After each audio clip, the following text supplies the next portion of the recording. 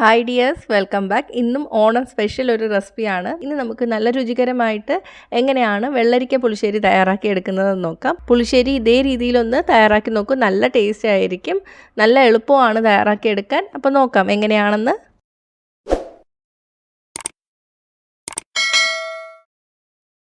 ഞാനിവിടെ 125 ഗ്രാം വെള്ളരിക്ക തോലൊക്കെ ചെത്തി കളഞ്ഞതിന് ശേഷം കഴുകി വൃത്തിയാക്കി ചെറിയ ചതുര കഷ്ണങ്ങളായിട്ട് മുറിച്ചെടുത്തിട്ടുണ്ട്.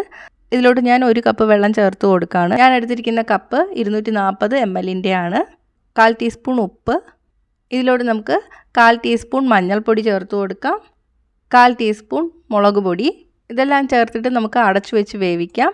ഈ വെള്ളരിക്ക ഒന്ന് നന്നായിട്ട് വെന്ത് വരണം. തീ ഇപ്പം മീഡിയത്തിനും സിമ്മിൻ്റെ ഇടയിലാണ് ഇട്ടിരിക്കുന്നത്. ഏകദേശം 10 മിനിറ്റൊക്കെ ആകുമ്പോൾ വെന്ത് കിട്ടും. വെള്ളരിക്കയൊക്കെ നന്നായിട്ട് വെന്ത് വന്നിട്ടുണ്ട്. വെന്തോന്നറിയാൻ വേണ്ടിയിട്ട് ഒരു ചെറിയ സ്റ്റീൽ തവി കൊണ്ടൊന്ന് മുറിച്ച് നോക്കിയാൽ മതി. പെട്ടെന്ന് മുറിഞ്ഞു വരുന്നുണ്ടെങ്കിൽ വെന്തിട്ടുണ്ടാവും.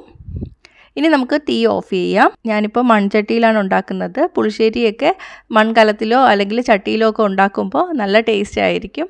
മൺകലമോ ചട്ടിയോ ഒക്കെ ഉണ്ടെങ്കിൽ അതിൽ തന്നെ ഉണ്ടാക്കി നോക്കാം കേട്ടോ. അപ്പോൾ വെള്ളരിക്ക വെന്തിട്ടുണ്ട്, നമുക്ക് തീ ഓഫ് ചെയ്യാം.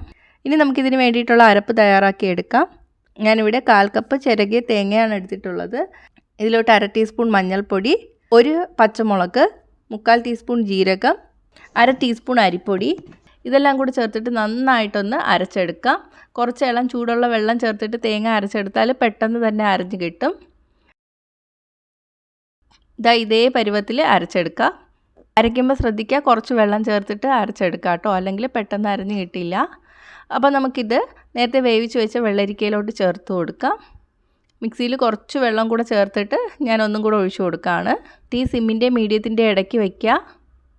ഇത് നമുക്ക് വെട്ടിത്തിളയ്ക്കേണ്ട, ഒന്ന് തിള വന്ന് തുടങ്ങുമ്പോഴേക്ക് തീ ഓഫ് ചെയ്യണം, അല്ലെങ്കിൽ തേങ്ങ ഇങ്ങനെ പിരിഞ്ഞ് കിടക്കുന്ന പോലെ ആയിപ്പോവും. തിള വന്ന് തുടങ്ങിയിട്ടുണ്ട്, നമുക്ക് തീ ഓഫ് ചെയ്യാം. ഇനി ഞാനിവിടെ 3/4 കപ്പ് തൈര് എടുത്ത് വെച്ചിട്ടുണ്ട്. ഇത് ഒട്ടും വെള്ളമില്ലാത്ത കട്ട തൈരാണ്. അപ്പം നിങ്ങൾ വെള്ളം കൂടുതലുള്ള തൈരാണ് എടുക്കുന്നതെങ്കിൽ തേങ്ങ അരയ്ക്കുമ്പോഴും വെള്ളരിക്ക വേവിക്കുമ്പോഴും ഒക്കെ വെള്ളം കുറച്ച് വേവിക്കുക കേട്ടോ, അല്ലെങ്കിൽ പുളിശ്ശേരി നല്ല വെള്ളം പോലെ ആയിപ്പോവും. ഇനി നമുക്കിതൊന്ന് ഉടഞ്ഞു കിട്ടാൻ വേണ്ടിയിട്ട് മിക്സിയിൽ വെച്ചിട്ട് 2-3 പ്രാവശ്യം പസ് ബട്ടൺ അമർത്തിയെടുക്കാം. എന്നിട്ട് നമുക്ക് കറിയിലോട്ട് ഒഴിച്ചു കൊടുക്കാം. തീ ഒന്ന് സിമ്മിലോട്ട് വയ്ക്കുക, നന്നായിട്ട് ഇളക്കി കൊടുക്കുക. നേരത്തെ പറഞ്ഞ പോലെ തന്നെ ഇനി വെട്ടി തിളപ്പിക്കേണ്ട, ഒന്ന് തിള വന്ന് തുടങ്ങുമ്പോഴേക്ക് നമുക്ക് തീ ഓഫ് ചെയ്യാം. ഉപ്പൊക്കെ നോക്കുക, ഉപ്പ് കുറവാണെങ്കിൽ ചേർത്ത് കൊടുക്കുക കേട്ടോ. ഉപ്പും എരിവും ഒക്കെ നിങ്ങളുടെ ഇഷ്ടത്തിനനുസരിച്ചിട്ട് ചേർക്കുക. അപ്പോൾ തിള വന്ന് തുടങ്ങിയിട്ടുണ്ട്, തീ ഓഫ് ചെയ്യാം. ഇനി ഇതിലോട്ട് നമുക്ക് താളിച്ച് ചേർക്കണം. അതിന് വേണ്ടിയിട്ട് 1 ടേബിൾ സ്പൂൺ വെളിച്ചെണ്ണ ചൂടാക്കുക. എണ്ണ ചൂടായിട്ട് വരുമ്പോൾ 1/2 ടീസ്പൂൺ കടുക് ചേർത്ത് കൊടുക്കുക. കടുക് പൊട്ടി തുടങ്ങിയിട്ടുണ്ട്. 1/4 ടീസ്പൂൺ ഉലുവ, 1 വറ്റൽമുളക് 2ആയിട്ട് മുറിച്ച് ചേർക്കാം, 1 തണ്ട് കറിവേപ്പില. ഇനി തീ ഓഫ് ചെയ്തതിന് ശേഷം നമ്മുടെ പുളിശ്ശേരിയിലോട്ട് ചേർത്ത് കൊടുക്കുക.